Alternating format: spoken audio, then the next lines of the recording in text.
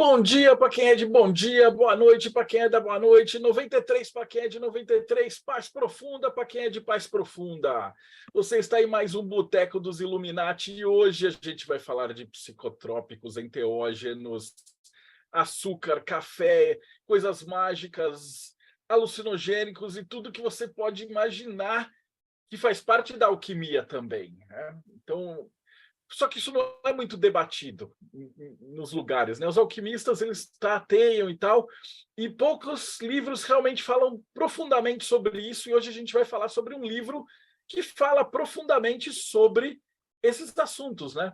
Então, antes de chamar o nosso palestrante da noite, pelo projeto Mayhem, Rodrigo Lutarque. Salve, pessoal. Eu quero saber se eu consigo fazer alquimia nesse sentido com café, porque eu bebo muito café. Diretamente do Japão, Robson Belli.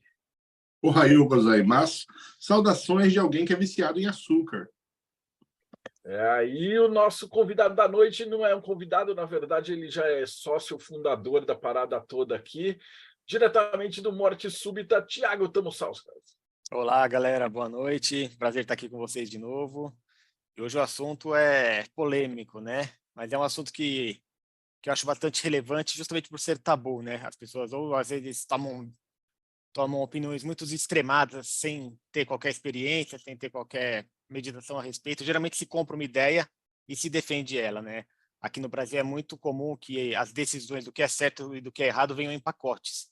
E você compra o pacote inteiro e não decide, não acaba não pensando muito a respeito. E a minha proposta é justamente fazer a galera pensar a respeito. Então, Eu gostei do subtítulo, cara. Quimiognose alquímica para psiconautas responsáveis. Curti muito assim. O título, né? Fala do título primeiro, é Psicotropicon, porque o assunto são psicotrópicos. Como vocês já adiantaram, não é só sobre psicodélicos, enteógenos, tem esse assunto também, mas é sobre um pouco mais vasto, né? A questão é mais sobre todos os tipos de coisas que a gente pode consumir que podem afetar a nossa mente.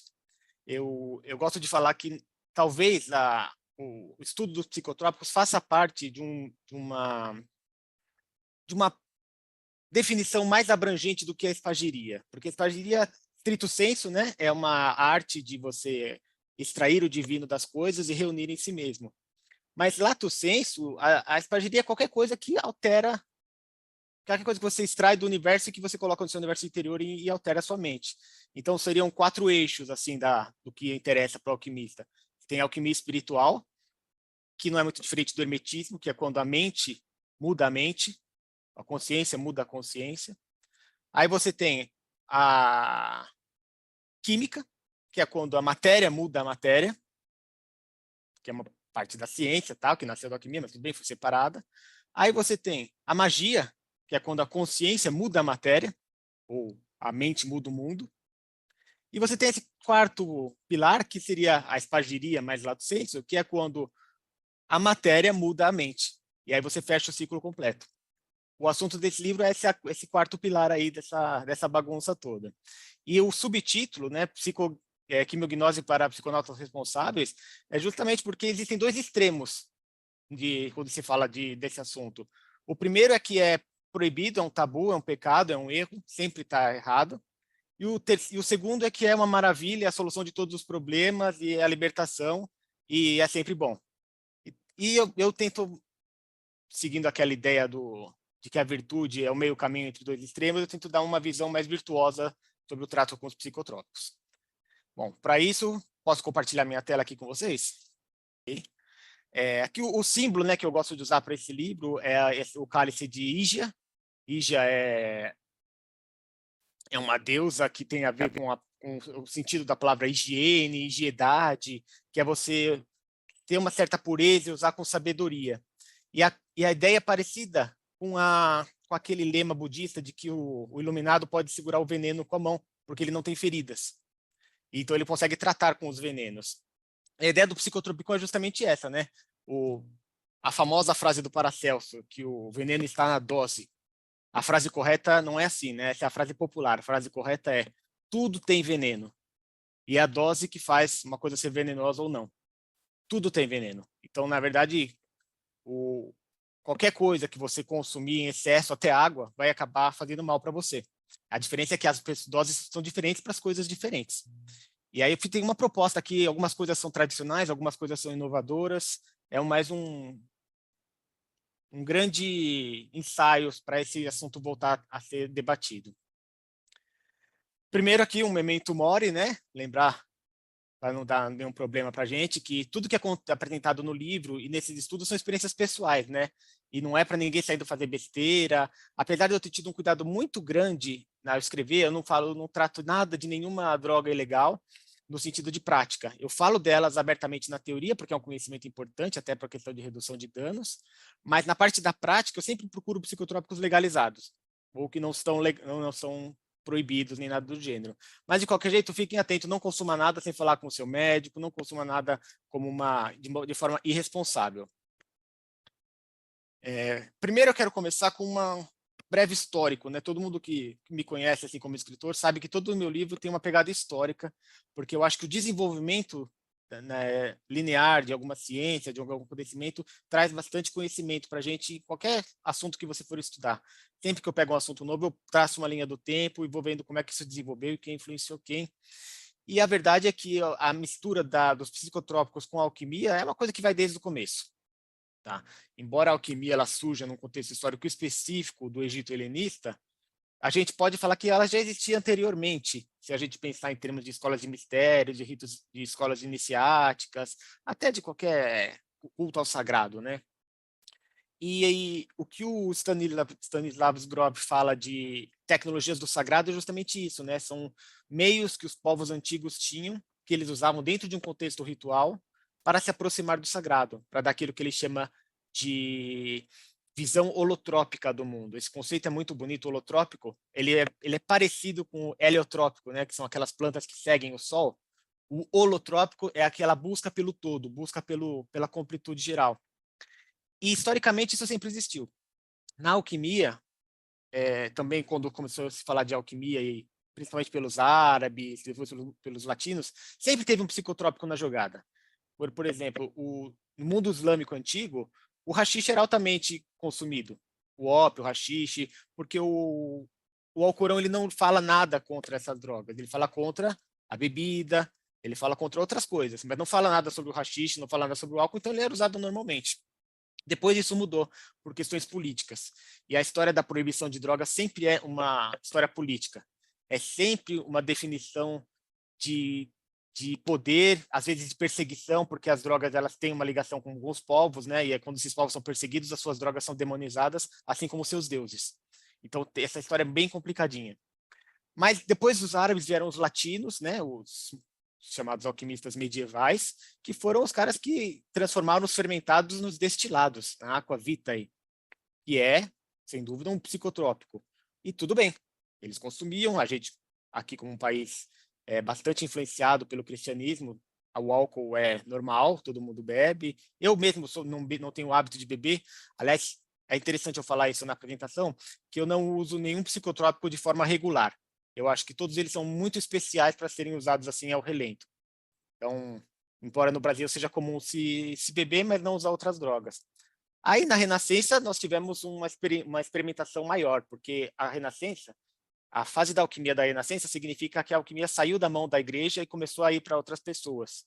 Nós temos né, os chamados leigos alquímicos, que leigo não é uma boa palavra, mas quer dizer que eles não eram mais padres. Então temos Paracelso, temos Nicolas Flamel, que é uma galera que estava tirando o eixo católico da alquimia. E nessa época se falava da mandrágora, da beladona, do absinto, principalmente do láudano.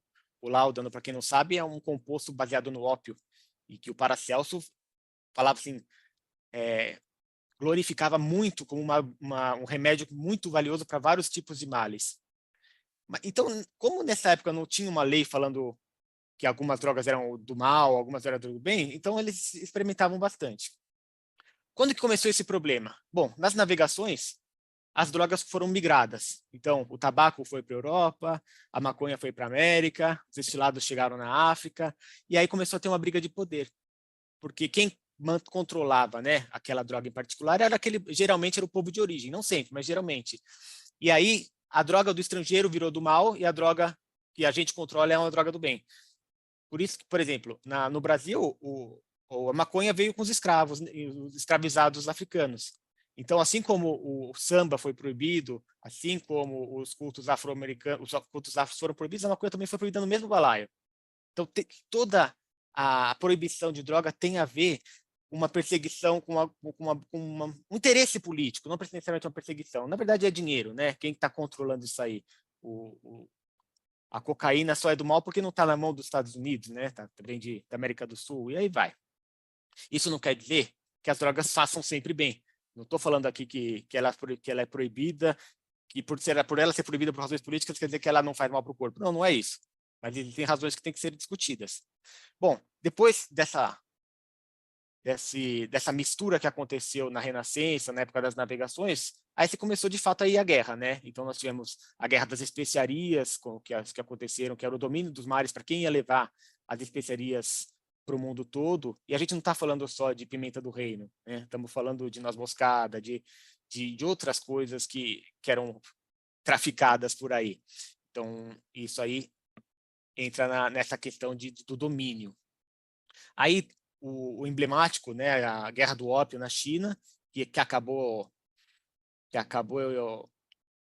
se concluindo na Convenção Internacional contra o Ópio, que foi assim o marco do começo da guerra contra as drogas. Mas aí você vê que é uma questão de poder mesmo. Só que nessa época, né, quando estava tendo a Guerra do Ópio, um pouco depois, a gente tinha um cara chamado Aleister Crowley, que viveu praticamente no lugar onde mais tinha acesso a drogas do mundo todo naquele período. E ele usou bastante. Escreveu as experiências deles com essas drogas em diversos livros, diversos ensaios. O principal deles é o Diário de um Drogado. Basicamente, a visão dela é: a droga não é para fracos. Quem é fraco vai usar droga e vai se ferrar, e tem que se ferrar mesmo. E quem é forte vai usar a droga e vai se dar bem, e tá ótimo. Basicamente, grosso modo. Depois pode chamar o Johan daqui para mostrar como eu estou errado, mas foi o que eu entendi da leitura. Bom, aí chegou o século XX, né? Teve a Convenção Internacional de Haia contra o ópio, e aí tem uma coisa que se chama drogas sintéticas. E aí, praticamente toda a década inventaram uma droga nova. Aí hidrocodona, MDMA, LSD, metanfetamina, ketamina, enfim. Isso aí é um problema porque conforme você vai proibindo as drogas, vão sendo sintetizadas novas que fazem efeitos parecidos. Até que nos anos 90 surgiu um negócio que chama os designers drugs, que é os caras que trabalham para contornar a lei que determina que aquele composto químico é proibido. Então é uma coisa que não tem como parar. E hoje em dia é muito fácil você ter acesso a todo esse tipo de coisa. Aqui tem o famoso Silk Road da Deep Web, mas não precisa nem da Deep Web, né? Quem tem Telegram e conhece pessoas do mau caminho conseguem comprar fácil qualquer tipo de coisa. Então esse assunto tem que ser discutido. Não adianta só proibir. Aí nós temos duas visões principais, né? O que acontece é que no século XX, como teve muita experimentação, né? Como teve muita oportunidade, teve muita facilidade de acesso, e com a questão do questionamento dos valores tradicionais que aconteceram na segunda metade do século XX, teve muito abuso disso. O que aconteceu é que, a partir daí, e logo depois, houve uma reação, de forma a proibir qualquer tipo de experimentação. E isso se reflete não só na sociedade civil, mas até no meio esotérico também. Então, se você for procurar hoje, as principais ordens, Rosa Cruzes, os grupos tradicionalistas, vão falar que drogas são sempre ruins. É aquele discurso, né, de televisão para proibir mesmo. E aí eles têm argumentos que são importantes, não é simplesmente falar eles são retrógrados. Aqui eu coloquei aqui justamente o meu maior ídolo, né, que é o Jean Dubois, ou Dubois, que ele era contra totalmente drogas, justamente porque a guilda alquímica dele, os filósofos da natureza, emergiu nos anos 70. Então, você imagina, né, como é que era os anos 70 na França. E ele criou uma reação, falou: não, aqui não pode isso. É meio parecido com o que aconteceu no movimento Hare Krishna, né? Quando o Prabhupada chegou e pregou, e quem ouviu foi eles, foram os hippies, né? Só que os hippies usavam muitas drogas. E aí ele teve que falar não também. Então, qual que é o argumento dessa galera? Bom, as drogas interferem ou até bloqueiam o desenvolvimento espiritual das pessoas. As drogas prejudicam a saúde mental e a saúde física das pessoas. As drogas criam ilusões. As drogas dão efeitos temporários. E nada disso é desenvolvimento espiritual. No final do curso de espagiria do Jean Dubus, que é um curso de praticamente 50 aulas sobre espagiria, lá para o finalzinho, para a aula 43, 45, ele tem um capítulo sobre drogas. E ele expõe a visão dele. Ele repete os argumentos, né, que a maioria dos Rosacruzes falam, né? Perigo de vício, faz mal para o corpo, não substitui o trabalho interior. Mas o que ele diz é que as drogas, elas abrem de fora para dentro alguns centros psíquicos das pessoas, ou centros sefiróticos, como ele fala. Abre na marra. E aí, o que acontece é que esses centros, quase com certeza, eles não serão trabalhados antes. E aí a pessoa vai ter experiências de centros abertos e não trabalhados. Então, são experiências demoníacas, experiências distorcidas, desarmônicas, até perigosas.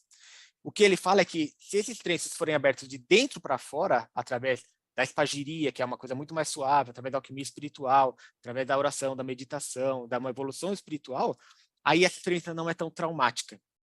Então, o que ele diz, e aí não é uma conclusão minha, isso está no texto, é que o uso das drogas, e ele deve estar falando aqui do LSD, né, de drogas mais pesadas, eles são mais próximos às experiências de quase morte do que da alquimia e da espagiria.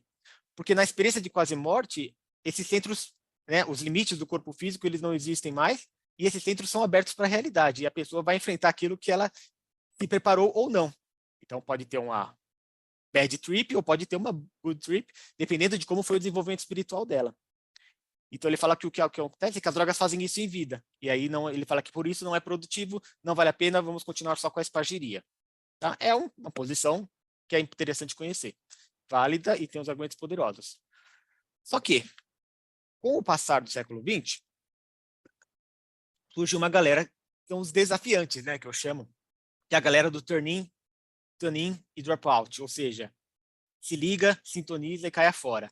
Esse é um lema que o Timothy Leary, está aqui sendo preso na imagem, ele usava para descrever mais ou menos qual era o plano dele para aquela loucura toda que estava acontecendo. O turn on quer dizer se liga, né? Você vira a chave. Turn in é você se sintoniza, então tem a ver com o setting, que a gente vai falar daqui a pouco. E o dropout é você larga essa vida que existe lá fora e vai parte para outra. Só que essas três frases foram interpretadas pelo movimento hippie de um jeito que ele mesmo criticou depois.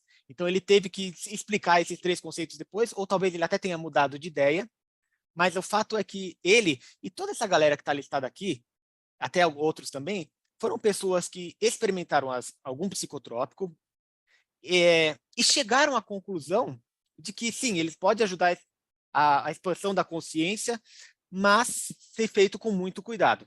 Então, é um pouco parecido com a interpretação do Crowley, só que ela é mais humanista, né? Ela não fala assim, se você se ferrar, o azar é seu. Não, ela fala, tem que ser feito com cuidado, tem que ser feito de forma responsável, tem que ser feito do jeito certo. E aí tem algumas pessoas aqui que vale a pena a gente comentar, né? Tem o Aldous Huxley, que escreveu A Portas da Percepção, que virou o manual dos beatniks, praticamente. O Timothy Leary, que já foi o guru dos anos 60, 70. E olha que curioso, o livro mais famoso do Timothy Leary, A Experiência Psicodélica, ele é baseado no livro tibetano dos mortos. Então, no fundo, ele não é contra, ele concorda com o que o Jean Dubos fala, de que a experiência psicodélica, no caso, é parecida com a experiência de quase morte. Ele fala a mesma coisa, só que ele fala, e se a gente se preparar para morrer? O livro dos tibetanos dos mortos é uma preparação para a morte, e ele faz uma releitura como uma preparação para a experiência psicodélica. Aí nós temos o Terence McKenna, que no Alimento dos Deuses ele retoma lá aquela questão da tecnologia sagrada e propõe, né, ele faz um estudo político também e propõe uma espécie de renascimento paleolítico, de que talvez as coisas mudem daqui para frente. E o mais legal de todos esses caras é o Stanislavs Grof, que escreveu O Caminho do Psiconauta, que é uma bíblia do psiconautismo, que não só faz um estudo histórico, mas faz todo um estudo psicológico de como a experiência psicodélica ela é muito parecida com experiências de iniciação, experiências de morte e renascimento. Enfim, essas são as principais referências para os livros, tanto os tradicionais quanto os desafiantes, tá? Não vou falar que nenhum é melhor do que o outro, porque o que eu estou buscando é uma síntese dos dois. Esse cara que está aqui do lado é o Ram Dass, ele pesquisou o uso do LSD junto com o Timothy Leary, mas ele, aos pouquinhos, ele foi não pregando contra o uso de qualquer psicotrópico, mas ele achou outros caminhos. ele partiu lá para a gnose indiana e tal, mas ele entendeu que as experiências que ele teve foi só uma amostra do que ele poderia conquistar. E esse é o caminho que eu vou seguir no Psicotropicon, tentando atingir um meio termo entre os dois, e aqui a chave é o setting e o setting. Setting é um conceito do Timothy Leary para uso do psicodélico, mas eu acredito que ele pode ser aplicado para qualquer psicotrópico. Vocês vão ver daqui a pouquinho que eu classifiquei os psicotrópicos baseados nos metais da alquimia, e o setting e o setting são os valores que eu acho que são a chave para você usar bem qualquer uma dessas substâncias. Set tem a ver com o que está na sua cabeça, e o setting tem a ver com o que está ao seu redor, né? O ambiente em que você está. Qual que é essa síntese que eu quero chegar? Bom, nem a proibição, nem o vale tudo, mas o uso consciente e o responsável. O que acontece é que esses experimentadores, por não serem aceitos pelo ocultistas, hermetismos, religiosos anteriores a eles, o que eles fizeram? Eles abandonaram a tradição. Então tentaram remapear o que já estava mapeado. Então, o que eu estou falando aqui é que os psicotrópicos não precisam ser abandonados, mas a tradição também não precisa. É possível encontrar um meio termo. Aqui fala que as drogas podem prejudicar o corpo e a mente. Sim, isso é verdade. Mas elas também podem ser úteis. As drogas podem bloquear o desenvolvimento espiritual? Com certeza. Mas a religião também pode. Porque se a religião virar fanatismo, será que ela vai estar fazendo bem para o seu desenvolvimento espiritual? A magia, a prática mágica também pode fazer mal para o seu desenvolvimento espiritual. Se ela virar o foco total daquilo, se ela virar só pura feitiçaria. O próprio trabalho, né, que ora et labora, que está no lema dos alquimistas, pode ser prejudicial se ele virar um ídolo. Então, tudo pode ser prejudicial porque a dose está no veneno. Aí aqui eu coloquei duas frasezinhas para me lembrar, para explicar um pouquinho melhor o que é o setting e o que é o set. O Rat Park, ou a Ratolândia, é um experimento que aconteceu no Canadá, não muito tempo atrás. E eles estavam estudando o efeito da morfina nos ratos, né? E o que acontecia? Era uma gaiola em que tinha morfina para um ratinho poder pegar à vontade, quanto ele quisesse de morfina, e tinha comida e a aguinha dele também, e o negocinho lá para ele ficar girando. E a experiência mostrou que, quando você oferecia morfina para os ratos, eles só queriam morfina, não queriam mais comer. E acabavam morrendo de fome. Ai, nossa, que coisa, né? Aí, olha o que eles proporam. Vamos fazer o seguinte, vamos mudar essa gaiola. Em vez de fazer uma gaiolinha, colocaram um gaiolão gigante, com muito mais coisa para ele fazer, com piscininha, com pedrinhas, com túnel, com ratinhas junto, com companhia, com coisas acontecendo, coisas para eles fazerem, com planta, um ecossistema mesmo. E morfina para eles pegarem quando eles quiserem.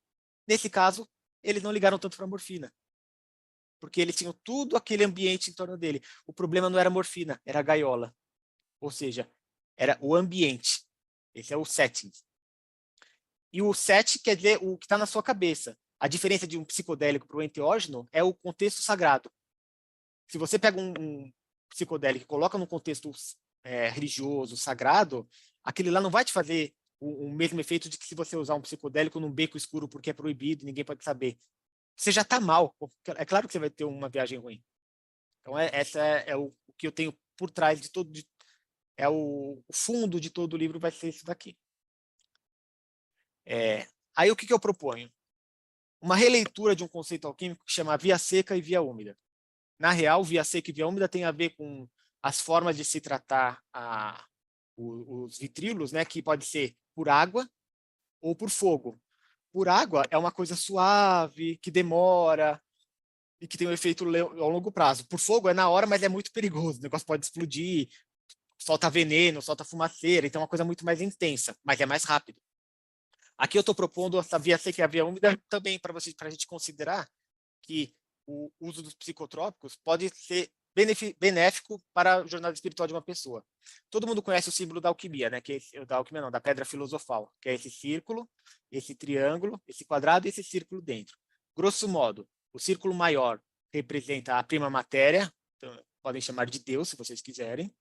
O triângulo é essa prima matéria, essa coisa original manifesta, então é o Deus tal como o conhecemos, ou o que podemos conhecer do todo.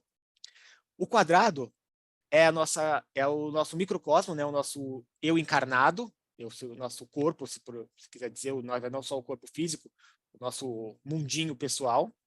E o círculo interior, ele é o espírito interior. que é parecido com o que há em cima. O que está embaixo é semelhante ao que está em cima, mas não é a mesma coisa. E aí a gente entra num mistério chamado quadratura do círculo. Qual que é o desafio da quadratura do círculo? É você, usando apenas um compasso e uma régua, desenhar um círculo cuja área seja igual a de um quadrado. E aí eles te dão um quadrado. Na verdade, o símbolo da pedra filosofal é a resposta para como você fazer isso. Isso eu explico no livro de Direito como é que funciona. Mas eu só fiz esse preâmbulo aqui para explicar essas duas imagens que vocês estão vendo. O que acontece? Aqui você está tentando centralizar esse círculo interno, certo? Se vocês for verem aqui no original, que eu não botei nenhuma imagem aqui, mas esse círculo aqui ele fica dentro do quadrado, geralmente, porque é o seu espírito interior dentro do seu invólucro encarnado. O trabalho do alquimista é você centralizar esses dois círculos. Tem duas formas de você fazer isso. Uma é elevando ele para o centro.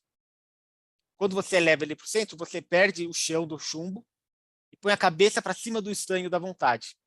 E aí você tem uma experiência semelhante a alguém que tira a cabeça para fora da água e olha ao redor. Só que isso não consegue ficar por muito tempo, né? Porque você está sem chão. E aí você volta. Essa é a experiência que o psicotrópico pode te dar. Não só do psicodélico, mas de qualquer substância que muda a sua mente. Ela pode te dar uma experiência daquilo que você pode atingir se você crescer o bastante. A segunda imagem é o crescer o bastante, é o trabalho da alquimia espiritual, que é você ser digno para você alcançar, ter essa visão e ficar lá. Só que esse segundo é muito mais demorado. Então, a primeira, ela pode servir como uma experiência para te motivar, para te mostrar que aquilo existe, para te mostrar que aquilo é real, pode ser experimentado e que você, quando você olhar de novo, você vai reconhecer. Então, é semelhante a um test drive, a uma amostra grátis, a um trailer. Não é a coisa definitiva, mas pode te ajudar a reconhecer quando a coisa definitiva chegar. E olha o que o Jean Dobos fala no final do curso de Cabala dele, que é o terceiro curso dele. Temos, após o estudo dos caminhos, várias lições cujos exercícios devem ser considerados como tratamentos de choque. Na verdade, eles podem desencadear uma rápida experiência psíquica que momentaneamente dá a certeza da realidade exterior. Mesmo que essa experiência seja temporária, ela fornece energia para a retomada do caminho. Ou seja, é praticamente a mesma coisa que eu falei aqui. Só que ele está falando no contexto da cabala cerimonial. Aqui eu estou falando que esse mesmo argumento dele pode ser usado para os psicotrópicos. Ok. Agora o psicotrópico propriamente dito. Eu propus uma nova classificação para os psicotrópicos, até porque antigamente a maioria dos psicotrópicos não existiam. Então eu tentei organizar o que a gente tem hoje com os 7 metais, ou 7 planetas, se você quiser. E o que nós temos? Começando aqui do chumbo, os tanatopáticos, os simuladores da morte. Vai para o Vênus, os licantrópicos, aquilo que tira o seu animal interior. Vai para o ferro, os nootrópicos, né? Os da razão, aqueles psicotrópicos que te deixam mais inteligentes, né? Que fingem simuladores de inteligência. Os afrodisíacos, que tem a ver com a vontade, com a luxúria, mas não só de sexo, mas de criatividade e de realização. Os canabinoides, não achei palavra melhor, mas são aqueles que têm semelhantes com a consciência de Mercúrio, que é aquela consciência do aqui e agora, né? Que é atingida por meditação, mas que também o uso de haxixe em certas quantidades te dá aquele negócio de, como ele tira a memória de curto prazo, te coloca forçadamente no presente. Então é uma coisa meio semelhante, porém não igual à experiência do Mercúrio. Aí você tem os empatógenos, que são aquelas substâncias que aumentam artificialmente a empatia, que é a consciência da prata. E aí você tem os psicodélicos, que é a consciência do ouro, que são os enteógenos propriamente dito, ou seja, os psicodélicos num contexto sagrado. No livro também, eu faço uma descrição de cada um, né, dessas classes de psicotrópicos, coloco elas num contexto histórico, de onde elas surgiram, falo quais são os efeitos esperados, falo de cuidados e controle de danos, porque tudo faz mal. Dou exemplos práticos e receitas aí nessa parte, sempre focando nas coisas legalizadas, para não dar problema para ninguém. E também sempre coloco equivalentes não químicos que podem ser alcançados. Então, como é que você consegue aumentar a sua empatia sem usar um MDMA? Tem técnicas para isso, né? O Tino está cheio de coisas que podem aumentar cada um desses tipos de efeitos aqui. Bom, agora eu vou passar rapidamente sobre as principais classificações. No chumbo, aí é a seguinte, uma coisa para falar sobre a origem desse livro é que ele começou com uma nota de rodapé do Psicotropicon, do Princípio Alquímica, que é o meu livro de alquimia, que também está no financiamento. Só que essa nota de rodapé começou a crescer e virou 2, 3, 4 parágrafos. Aí eu falei, pô, vou ter que tirar daqui dessa parte, então vai ter que virar um apêndice. Só que aí ele continuou crescendo, né? Eu falei, bom, vai ter que ser um livro só. Aí separei e virou. Então ele é como se fosse um spin-off do Princípio Alquímica. É uma continuação, até porque muita gente não se sente confortável com esse assunto, então achei melhor separar. Para quem respeito quem não gosta, então tudo bem, deixa por esse assunto, compra só o Princípio Alquímica, que lá você vai ter tudo o que você precisa. Mas para quem quer explorar esse outro universo, tem o Psicotropicon ao lado, né? Cada um na sua. Bom, lá no Princípio Alquímica, e no próprio Psicotropicon eu dou uma retomada dos vocabulário principal que eu uso no Princípio Alquímica. Então, retomando aqui, em chumbo, nós temos os tanatopáticos, são substâncias que nos permitem experimentar a morte, ou seja, anestésicos, analgésicos, hipnóticos, coisas que nos deixam em torpor, coisas que nos aterram, que nos deixam só no corpo mesmo, sabe? Uma coisa que deixa você bem, assim, pés no chão, enraizado. E aí, as principais drogas que eu classifiquei é o tabaco, a codeína, o junk food, porque quem nunca comeu até cair? Quando você vai numa churrascaria e come até o cu fazer bico, você está tendo uma experiência de chumbo, porque lá você é só corpo. E aí, outras drogas podem dar essas experiências. E na parte prática, eu falo sobre a iniciação dos 21 dias do uso de rapé, que é uma coisa que eu aprendi justamente aqui com o pessoal que veio para o Mayhem. Aí tive uma conversa com a galera tal, e consegui colocar no livro. Então, todos os 7 metais vão ter exemplos de teoria, exemplos químicos e alguma prática proposta para a pessoa experimentar. Aí nós temos cobre, né, que é Vênus, sentimentos, né?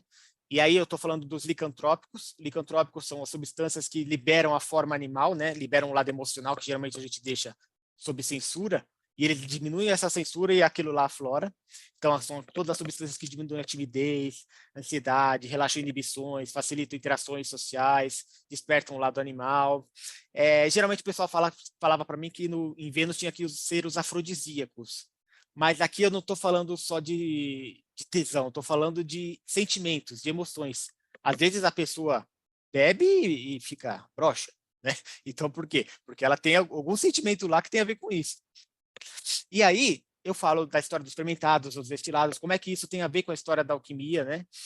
E aí, na parte prática, é uma coisa que eu tive muita ajuda do Óbito, valeu Óbito aí, que também tem um livro a respeito sobre o álcool, que está vindo a caminho, e ele me deu uma dica aqui de um capítulo que acabou sendo chamado Como Beber como um Alquimista, que é um cálculo que você faz baseado no seu peso e na quantidade, no teor alcoólico daquilo que você vai beber, para você beber até aquele ponto que você está ótimo, e conseguir saber as dicas para não passar desse ponto. Então, é uma arte mesmo. Aí nós vamos para os ferro, que é Marte, os nootrópicos. Na metalurgia sagrada, o ferro ele tem a ver com a razão. E mais uma vez o pessoal questiona, né? Fala, não, Tiago, o ferro, Marte tem a ver com a guerra, né? Não tem a ver com a razão. Aí fala, mas você já deu uma olhada no tarô? O que a espada representa? Tem a ver com o sentimento, com a razão, sim, tem a ver com a inteligência. A inteligência, ela nasce muito da guerra, né? O ser humano, como animal, começou a desenvolver a sua cognição porque ele precisava caçar. E o que é a caça, se não a guerra contra um animal? E aí isso foi desenvolvendo quando você teve que comentar com outros seres humanos, porque o ser humano mais inteligente é quem ganhava a guerra, e aí cria uma escalada. Então, até que a gente tem tantas tecnologias que surgiram num contexto bélico. Então, é por isso que na alquimia o ferro é ligado com a razão. E aqui, nesse contexto dos psicotrópicos, o que eu estou falando são de todas as substâncias que estimulam o raciocínio e a disposição intelectual, principalmente a cafeína, mas não só. Tem também a taurina, a guaraná, a cocaína. É lógico, alguns são ilegais, alguns fazem mais mal do que outros. E a sabedoria está você em saber qual você pode usar e qual você não pode. Qual faz bem e qual não faz. E quando que você deve usar. E aí, na parte prática desse capítulo, eu não falo de café. Por quê? Lá no Princípio Alquímica, na parte das poções, eu já dou uma poção de Marte que tem a ver com café, que é o café, assim, com tudo que você pode fazer para melhorar o seu café, para ele dar o pico de efeito em você. Então, eu não vou repetir a mesma coisa aqui.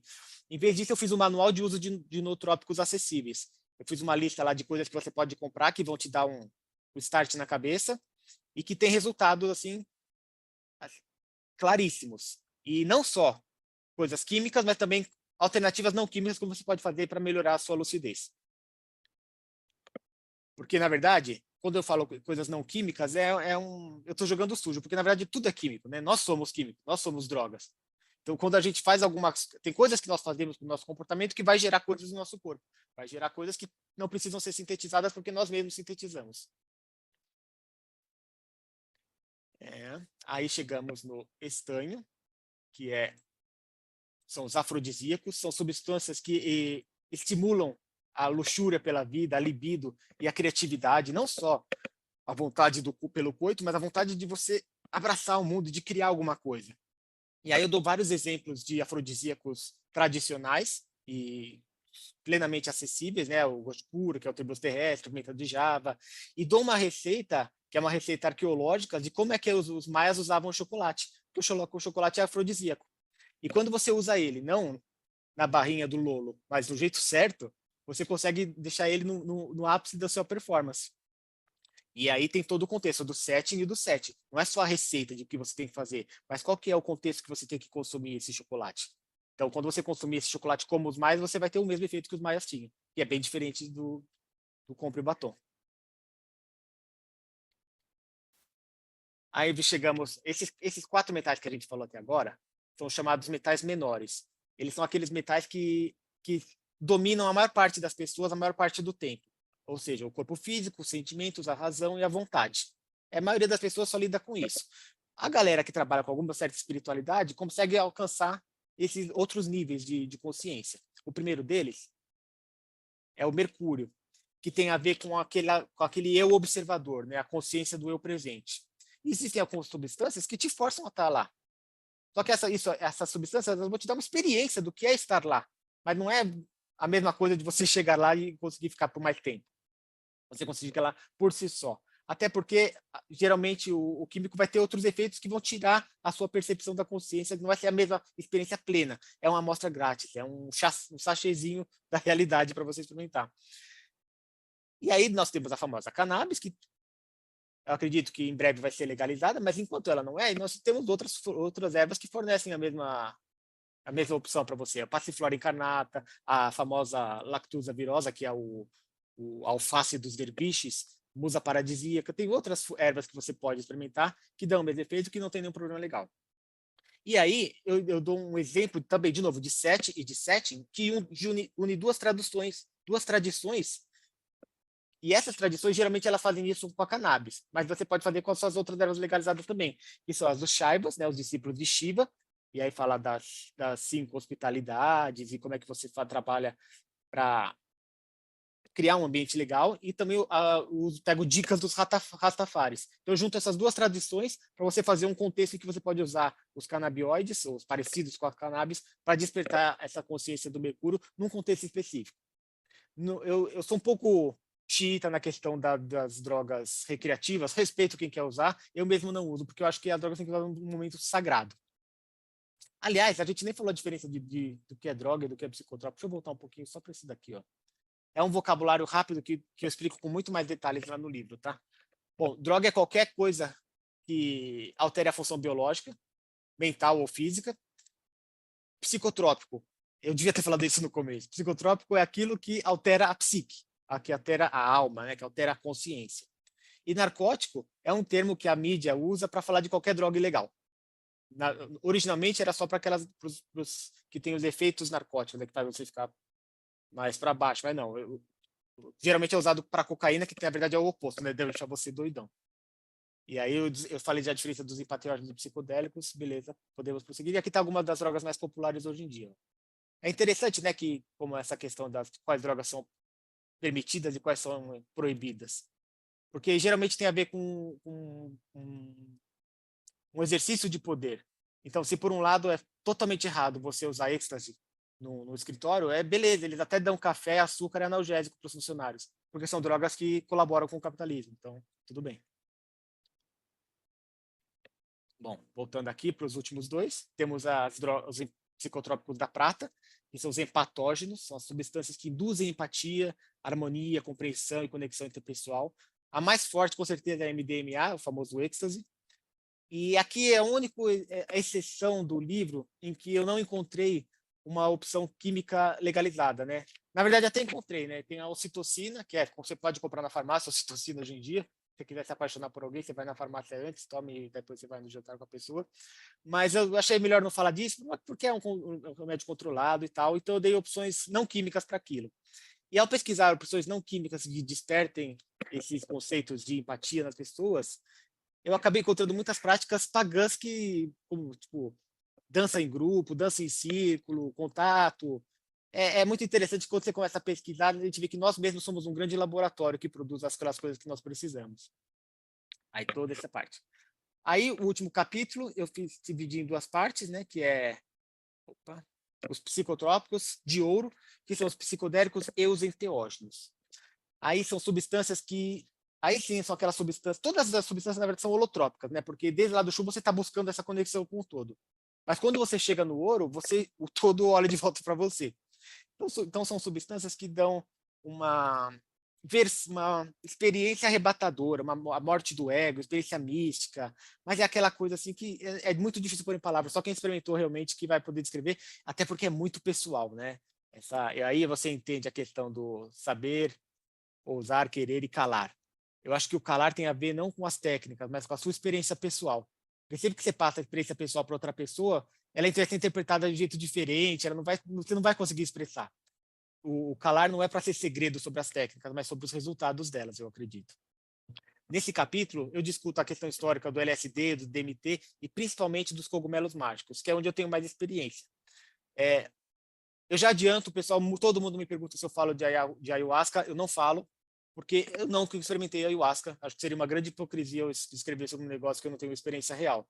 Talvez quem experimente possa traçar paralelos com o que eu falo com relação aos cogumelos mágicos.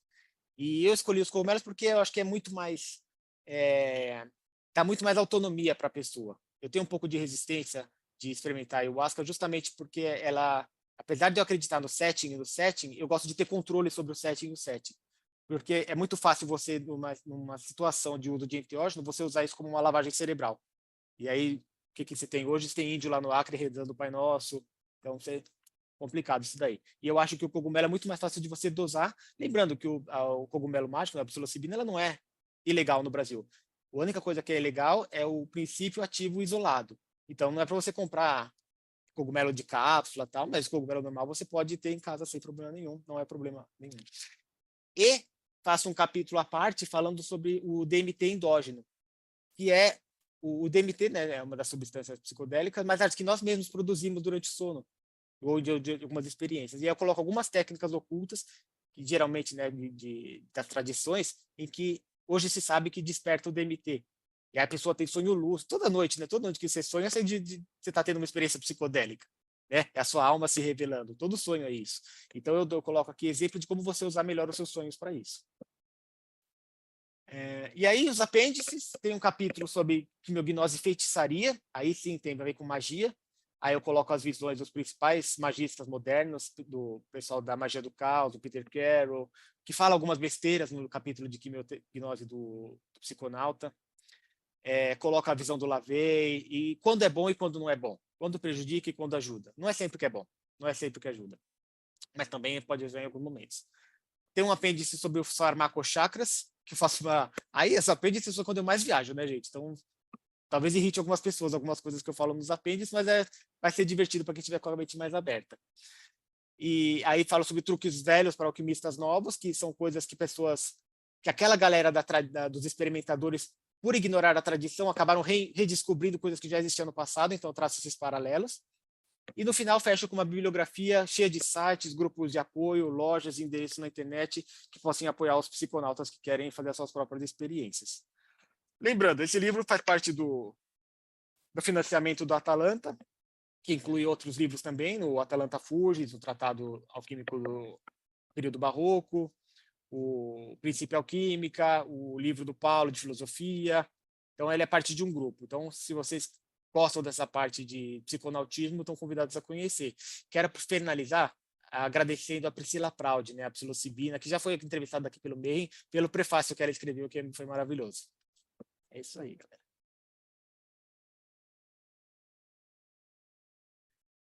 Perguntas?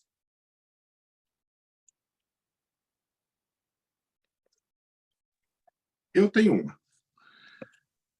Você coloca alguma coisa de exercícios respiratórios, Sauskas, para Você alterar tinha fazendo as perguntas, mas você já ia... Sim. Naquela parte lá de truques velhos para alquimistas novos tem a questão respiratória, sim. Até porque o Stanislavs Grof, ele acabou chegando à conclusão que a respiração holotrópica pode criar muitos efeitos interessantes. E não é difícil. E é muito curioso que a respiração holotrópica é praticamente a postura de morte do SPER. Então é um jeito de você atingir a gnose. Cara, a apresentação foi fantástica, maravilhosa. Eu estava pensando em fazer umas perguntas, mas você já ia respondendo Beleza. na organização, então foi didático e perfeito. A Ana Paula comentou aqui, ó. Encerrar para a galera que está ouvindo a gente. Opa. A Ana Paula comentou assim da questão da ocitocina. Mulheres têm vantagens. Experimentamos doses homéricas de ocitocina no parto. Essa ocitocina sintética que vem de hoje, ela é justamente para ajudar na lactação das mulheres. Então, você está totalmente certo. Maravilhoso. Bom, e para quem está assistindo a gente, o link para financiamento coletivo está aqui embaixo. Como os livros já estão prontos, a gente vai fazer um financiamento coletivo rápido, que já é para mandar esses livros para a gráfica, para todo mundo ter eles em mãos próxima, né? A gente já fez as capas, mas a Priscila conseguiu um novo artista e a gente está refazendo as capas e eu acho que vai ficar maravilhosas. A hora que ficar pronta, a gente vai divulgar. E eu acho que por isso é hoje. Hoje é só, né? Rodrigo Lutarque, suas considerações finais. Eu estou acompanhando o trabalho do nosso alquimista aí de plantão, Sauskas. Esse psicotrópico, eu tenho ele no já li, e é um livro vivo. Esses livros dele, eles não param de crescer, de ampliar e de você querer mais e mais. E eu estou bem empolgado com o projeto, estou querendo já pegar o físico e o papelzinho e ler. Assim, tá muito bom mesmo. Robson Belli, suas considerações finais. Bom, eu acho importante as pessoas lerem com uma mentalidade mais aberta, porque uma vez que você se livrou do jugo da religião e veio para o ocultismo, meu irmão, abra sua mente e estude um pouco mais antes de falar besteira por aí. Larga desse puritanismo nojento que você já deveria ter abandonado quando você saiu da religião e veio para o ocultismo e comece a estudar. Vai fazer muito bem para você. Maravilhoso. Thiago, só tenho que te agradecer, cara. Como sempre, é uma honra ter você aqui no Boteco. E para mim e para a Priscila tem sido uma honra a gente poder estar fazendo esse financiamento, que vai ser eu acho que vai ser uma das coisas mais legais que a gente vai ter feito esse semestre em matéria de publicação. Então é isso, galera. Vocês estão assistindo a gente, então não esquece, dá like e segue o canal, porque, cara, o YouTube ele só divulga vídeo de 10 minutos com gente fazendo micagem e dança. Então, essa entrevista 414. Então, dá uma olhada que tem muito material legal, muita coisa boa. E se você ficar sentado esperando o YouTube te recomendar, é difícil. Tem que ativar o sininho, por aquele sininho para ele ficar preto até para receber as notificações e vir aqui no canal de tempos em tempos, ok? E apoie o projeto e a gente se vê no próximo Boteco dos Illuminati.